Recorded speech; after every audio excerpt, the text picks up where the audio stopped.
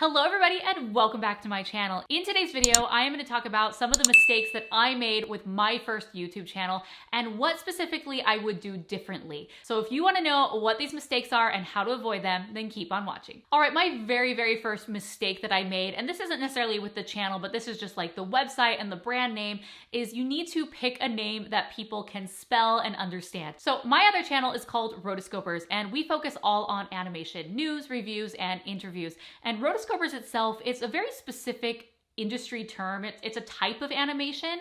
And so you really have to be an animator or an animation enthusiast to even really know what it is. And so that was when we first picked it. It was like, yeah, like we are targeting hardcore animation fans. Like, of course they're gonna know what this is. So unfortunately, when I'm trying to introduce this to people and they're like, oh, tell me about your channel. Like, what's the name of it? And I'm always like, Rotoscopers. I literally have to spell it out. I'm like ROTOSCOPERS.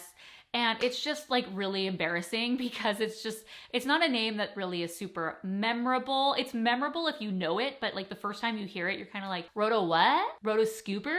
Trust me, I've had these conversations over and over and over again. And at this point, it's our brand name. It's like our band name, and people really do know us in the industry, and fans buy this name. And so it's kind of maybe too late to change it at this point because we're so established with that name. But if I were to go back all over again, I would pick a name that was a little bit more broad and specific and easy to spell. Like what I really wanted to do initially is I wanted to do Animation Addicts, but the domain Animation Addicts was taken. It was like $2,500 to buy. And like, you're starting a podcast, YouTube channel, you have no money. So that was out. And I wanted to really make sure that I had a name where I could have the Instagram, the Facebook, like all the social media handles so they could all be the same. And because of that, I couldn't really find like an easy name that I liked. And so Rotoscopers is available, obviously, because no one can spell it. Yeah, that's just one thing that I would totally do different. So definitely pick a name that's very easy and memorable, easy to spell. But even more than that, like if you're just a personal brand and you're just sharing your tips and tricks, just go with your name. You really can't go wrong with your name, your personal brand. You know, I think of Oprah. You know, she is the brand Oprah Winfrey, but then she has all these other things in her umbrella, which is, you know, the Oprah Winfrey Show, O Magazine. She has all these other things like Oprah's Book Club or Oprah's Favorite Things, right? Like she has all these other sub-brands, but she is the brand. People come for her. And I think a lot of times you really just can't go wrong picking your name as your brand and then just really establishing yourself and your content within whatever niche you want to focus on. So my next tip would be to not focus on content that works, content that your audience is looking for. So you remember in my How to Get Your First 100 Subscribers video, I talk about how we niched down and we really focused on Frozen. And a lot of our really early fans, and even our fans to this day, found us because we were the only people talking about Frozen and covering Frozen at the time. And it's funny because we had been talking about Frozen for about 9 months before the movie came out. And so when the movie came out, like, whew, we were so excited. Like we could just relax and we couldn't focus on Frozen. But the majority of the world had finally heard about Frozen for the first time and they were excited about Frozen. The Frozen phenomenon carried into April, May of 2014. So 6 months after the movie came out, there was just this Frozen wave. And we did really well during this time because we already had so much Frozen content that we were appearing in search.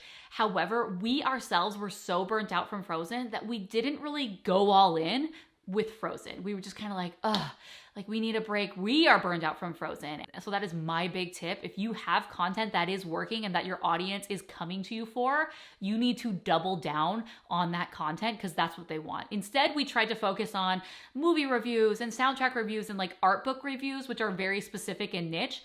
And there was a small portion of the audience that liked that, but our main audience, which were Frozen fans, it didn't resonate with them. So those videos really didn't do as well, and they didn't grow our channel in the way that the Frozen content did. I mean, we had videos with hundreds of thousands of views, one with over 1.5 million views at this point. It just took off, and that's what people wanted. And we were just like, but we're tired. Don't be tired, okay? Just keep doing it, going all in. Produce content that the audience wants. So my next YouTube mistake, and something just to pay attention to, is doing a channel with someone else. They always say, don't go into business with your friends because it's going to hurt the friendship. And with a YouTube channel, at first you're thinking like, yes, there's gonna be 2 or 3 of us and we're all gonna split up content and, you know, we're gonna have that much more content because we're all producing X number of content, that much more than if it was just me. But the problem that happens is you get very excited at the beginning and everyone's involved and all in. And then slowly over time, things happen and change and people's priorities change.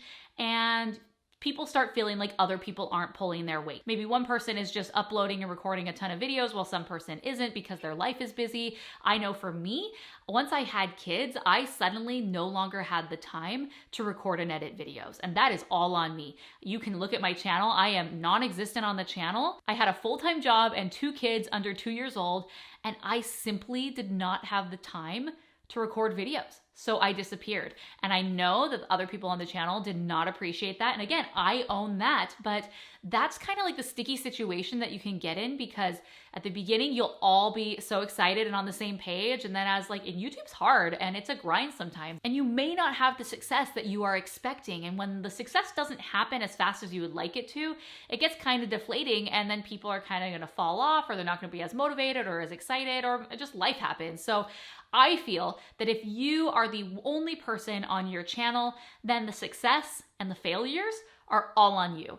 And if you decide that you are no longer interested in your channel or you need a break, then you don't have to have that guilt or make someone else feel angry towards you because you're not stepping up. So that is definitely my advice. And I know there are a lot of really successful channels that have multiple people on them, but in my experience, and I've seen this with a few other examples as well, this is just something to watch out for. And if you are going to do a partnership for a YouTube channel, you need to have like an articles of organization, which I know sounds so cheesy and nerdy, but you need to write out roles and responsibilities and expectations. Get that out on paper so that way people know what is expected of them.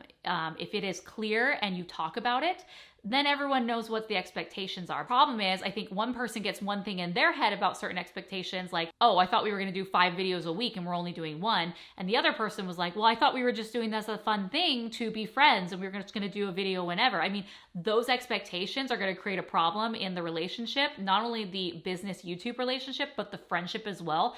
And that is the thing that you do not want to lose. So be very, very careful with that. All right, my next mistake is producing too much content too fast so that way you burn out. At the beginning of your channel, you aren't gonna have a lot of content, so you're gonna feel kind of pressure that you need to go and create all this content and do what all the other YouTubers are doing, like posting 2 or 3 times a week and doing this content and posting here. And that some people will get in the trap of having to do that.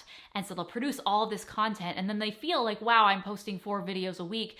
They feel that they have to continue that, and then that burns them out and then the channel goes nowhere. So yes, if you want to go all in at the beginning just so you have a lot of content on your channel, that's fine. But it is okay to start very small and manageable with just 1 video a week or 1 video a month or whatever is bite-sized enough for you that doesn't overwhelm you. Yes, you're not gonna have as many videos and as much momentum, but at least you're not going to totally burn out.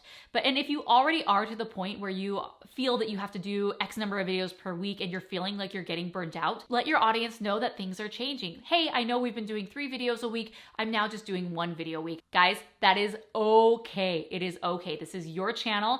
If you're really passionate about it, the worst thing that can happen is you work yourself too hard and you burn out and you stop. So please, please, please assess the velocity and the throughput about the number of videos that you are doing and analyze it. And if you need to take a step back, do. All right, my next mistake is spending way too much time and focusing on the analytics.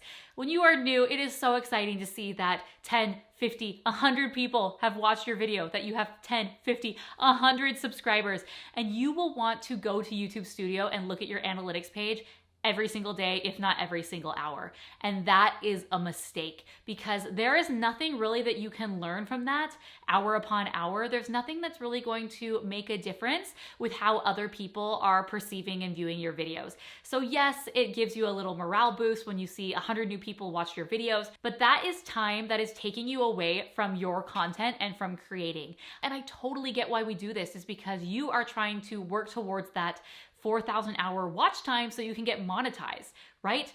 I think once you start hitting a certain threshold, you stop looking at the numbers as much. Maybe you'll look once every few weeks or once a month, but when you're new, you just kind of like get sucked into this rabbit hole, and it is such a time suck.